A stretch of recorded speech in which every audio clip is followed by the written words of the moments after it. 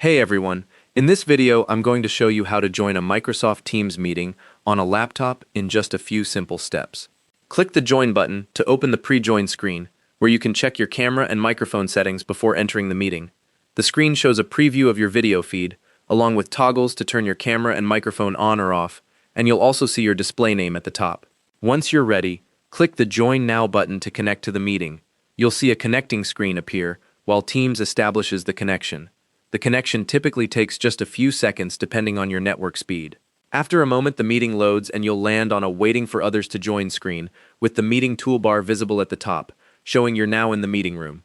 The toolbar gives you quick access to your camera, microphone, chat, and screen sharing controls while you wait. If your camera or microphone isn't working when you join, click the device settings icon on the pre-join screen to switch to a different camera or audio input. You can also toggle your camera and mic off before joining if you want to enter the meeting without video or audio. Just click the camera or microphone icons to disable them. If you accidentally close the meeting window, you can rejoin by going back to your Teams calendar and clicking Join again on the same meeting.